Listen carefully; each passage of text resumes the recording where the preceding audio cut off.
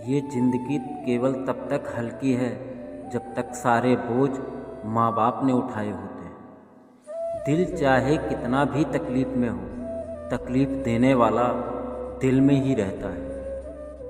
कहते हैं किसी को ज़्यादा सोचो तो वो ख्वाबों में आता है, फिर ज़्यादा चाहने से ज़िंदगी में क्यों नहीं आता। गंदगी तो देखने वालों की नज़रों में होती है जनाब, वरना कचरा बीनने वाले को तो उसमें भी रोटी दिखाई देती है। क्रोध, गुस्सा, नफ़रत ये सब स्लो पॉइज़न है। इन्हें पीते हम खुद हैं और सोचते हैं मरेगा कोई दूसरा। कोई बुरा करना चाहता है तो ये उनके कर्मों में लिखा जाएगा। हम क्यों किसी का बुरा सोचकर अपना कर्म और वक्त खराब करें। जो लोग बुरे हैं उनको सुधारने की कोशिश करोगे तो वो तुम्हें ही बुरा साबित कर देंगे। जैसे गंदी नाली का कीड़ा गंदगी में ही सुख का अनुभव करता है, अगर उसे अमृत के कुंड में डालोगे तो वो छटपटाने लगेगा।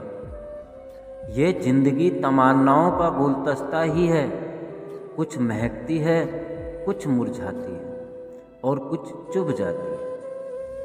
मैंने देखा है जलती हुए रावण को, पूछ रहा तो भीड़ से तुम में से राम है कोई। अपनों के साथ गेम ना खेला करो साहब, गलती से जीत गए तो बहुत कुछ हार जाओगे। देर से आते हैं मुझे लोग समझ में, इस बात से अक्सर मुझे नुकसान हुआ है। किसी की सलाह से रास्ते ज़रूर मिलते हैं, पर मंजिल तो खुद की मेहनत से ही मिलती है। पहले आयु में बड़े का सम्मान होता था, अब आय में बड़े का सम्मान होता है। इंसान को उसकी बेवकूफ़ी नहीं बल्कि ज़रूरत से ज़्यादा चालाकी ले डूबती है। किसी पर ज़्यादा विश्वास मत किया करो, क्योंकि विश्वास में भी विष का वास होता है। जब आप लोगों को उनकी ही भाषा में जवाब देने लगते हो तो उन्हें आपकी आवाज़ चुभने लगती है।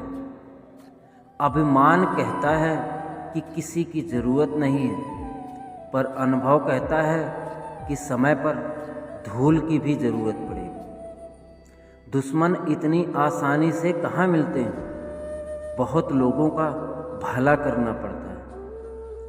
जब से लोग बुजुर्गों की इज्जत कम करने लगे, तब से लोग दामन में दुआएं कम दवाएं ज़्यादा भरने लगे।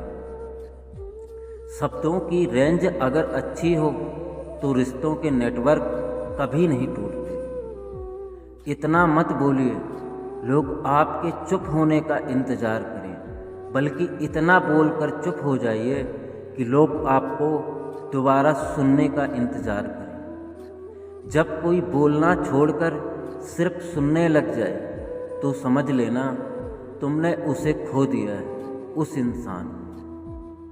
घरों के झगड़ों में ना कोई जीतता है ना कोई हारता है, बस घर की सुख शांति और खुशियों को हमेशा के लिए खो देते हैं। जिस औरत के अंदर ये दो गुण होते हैं वो पराए मर्दों की तरफ जल्दी आकर्षित हो जाती है।